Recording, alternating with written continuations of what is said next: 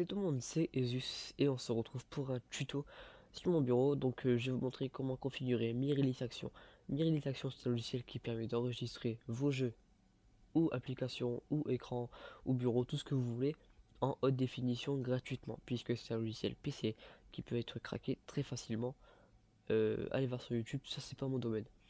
Je vais vous apprendre comment l'utiliser et quelle est la configuration optimale, poids de la vidéo, qualité. On va commencer tout de suite. Alors déjà, là j'ai fait une petite vidéo vite fait de 4 secondes auparavant pour montrer les qualités de rendu qu'il faut mettre. Déjà, là, dans les enregistrements vidéo, vous pouvez enregistrer soit une zone de bureau actif, c'est-à-dire une zone délimitée par vous, que vous aurez choisi, donc ne pas enregistrer tout votre écran, c'est comme vous voulez, soit tout le bureau comme je fais actuellement, soit les jeux, voilà.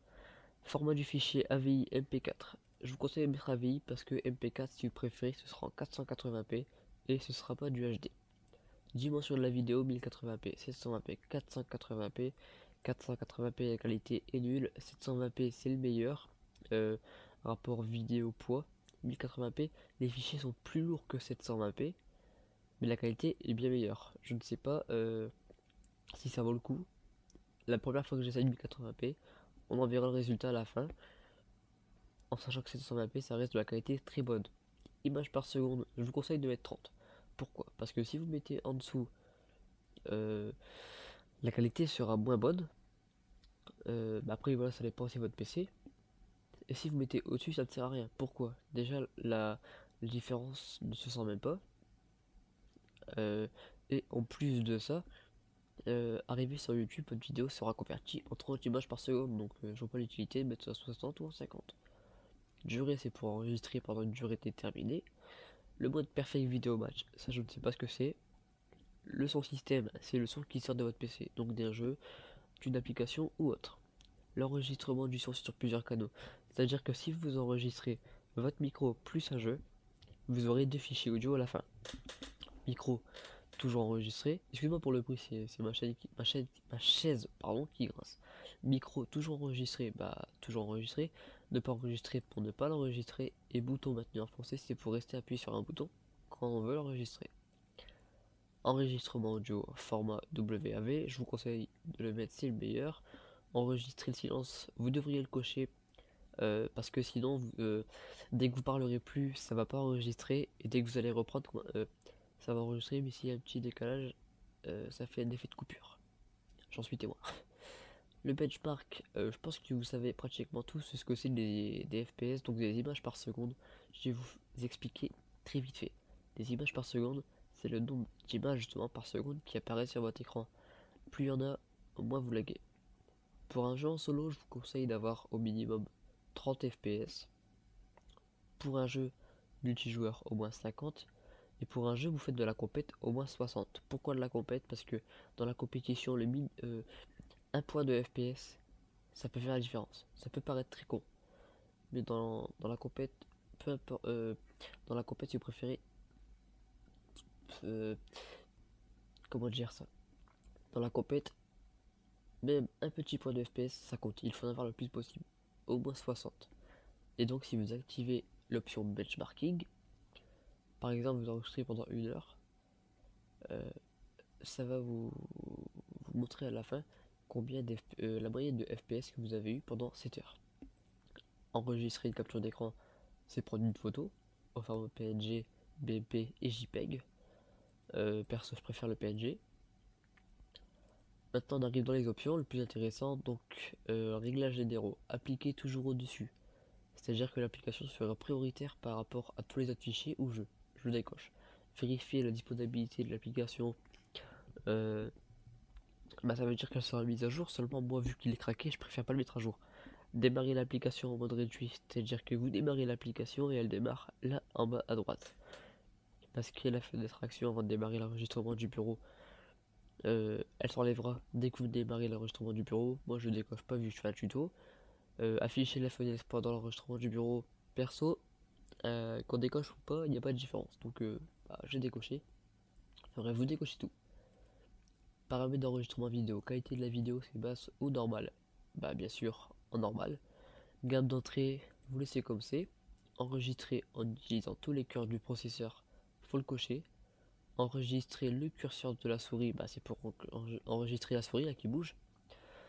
Visualiser les clics de la souris, c'est pour que ça fasse un petit rond quand vous cliquez. Vous pouvez le cocher ou pas si vous faites un tuto, à vous de voir. Superposer une image sur la vidéo, ça, si vous préférez, ce sera pour mettre un overlay, c'est-à-dire votre logo bah, en bas, en haut à droite, ou à gauche, ou en bas, bref, comme vous voulez. Paramètres du micro, bah, comment dire, ce seront les, par exemple, le niveau audio, excusez-moi, le niveau audio et le périphérique d'entrée. Moi, j'ai pas sélectionné le micro, mais il n'y a pas de différence, donc je m'en fous. Périphérique audio, c'est le son du PC. Répartition du volume audio, ça c'est très très bien. Ça c'est le son du micro qui sera enregistré et ça c'est le son du PC. C'est-à-dire que là, le micro sera beaucoup plus fort que celui du PC. Pas tant que ça, puisque justement, euh, par défaut, ça doit être 85, 16, quelque chose comme ça, ou 15, et c'est mieux. Seulement, moi, mon micro est très faible. Je suis vraiment désolé. Mon micro est très faible et le son de mon PC est très fort. Donc, bah voilà, j'ai augmenté à 97 pour le micro et à 3 pour le PC. L'ATH, c'est un petit rectangle qui apparaît pour vous indiquer le nombre de FPS avec lequel vous tournez. Masquer l'ATH pendant l'enregistrement du bureau, c'est pour ne pas que vous le voyez, faut le cocher. Ne pas enregistrer l'ATH dans les jeux et les applications. Comment dire, l'ATH, vous le verrez, mais quand vous enregistrerez, même, même si vous le verrez, les gens ne le verront pas. Ça, faut le cocher, c'est préférable. Ne pas afficher l'ATH et pour ne jamais l'afficher, moi je préfère savoir le nombre de FPS auquel je tourne. Maintenant, on va passer aux paramètres d'exportation. Donc, exporter le curseur de la souris. Ça, c'est pour exporter la souris. Donc, je sais pas pourquoi ils l'ont mis deux fois. Excusez-moi pour le bruit. Je sais pas pourquoi ils l'ont mis deux fois, mais bon, c'est leur choix. Mot de passe, c'est-à-dire que si vous envoyez une vidéo en exportation, il y aura un mot de passe. Perso, moi, il n'y a pas de mot de passe. C'est en fait, si vous préférez, c'est justement si vous avez activé un mot de passe. Moi, je n'ai pas activé de mot de passe. Découper les fichiers en plusieurs parties, c'est-à-dire que vos fichiers, admettons vous enregistrez pendant une demi-heure et vous allez découper à partir de 15. Au bout de 15 minutes,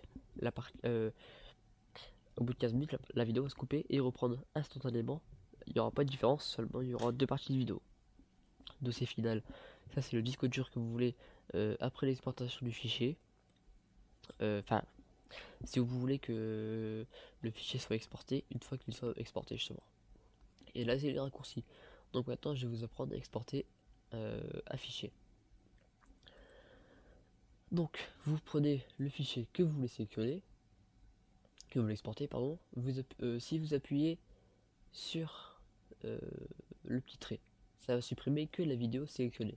Si vous appuyez sur play, ça va, comment dire, ça va bah, lire la vidéo.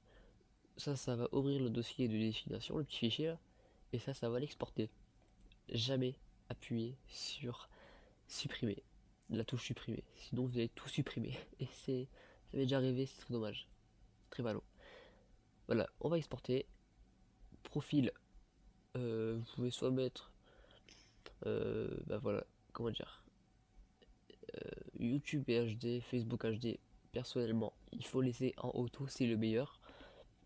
Qualité de la vidéo, soit vous mettez en haute 1920 à 1080, soit vous mettez en rapide 1980, soit en normal 1920 à 1080. Pourquoi 1920 à 1080? Parce que j'enregistre en 1080p et parce que comment dire, et parce que tout simplement mon bureau est à 1120 par 1080. Bitrate vidéo. Le bitrate, comment dire, plus le bitrate sera élevé, plus la qualité sera élevée et plus le fichier sera lourd. Je vous conseille de mettre à 5, c'est une bonne moyenne. Piste sonore, comment dire, c'est normalement si vous avez fait enregistrer l'enregistrement du son sur plusieurs canaux, vous pourrez soit tous les deux les sélectionner ou soit sélectionner qu'un des deux pour exporter le son bah, en stéréo ou en 5.1 comme vous voulez. Et dimension de départ, c'est à dire que Là, le fichier fait 4 MB. On le voit ici, là, le fichier fait 4 MB. Si je l'exporte, à la fin, il fera 2 MB. Vous cliquez sur Start, je vais le faire vite fait devant vous. Ça va très vite. En sachant que le fichier fait 4 secondes. Hein. Voilà, il exporte, il vérifie l'exportation et c'est fini. Et normalement, il me l'a exporté voilà, dans ce fichier. Et maintenant, quand j'ouvre la qualité, il doit être belle normalement. Ça sent que c'est du 1080p 30 fps. Voilà, la qualité est très belle. Et voilà, donc voilà. Qu'est-ce que c'est ça? Ah, c'est ce que je suis en train d'enregistrer, si je bête. Voilà, donc j'espère que ça vous aura plu. Et je vous dis à la prochaine, les gens. Peace.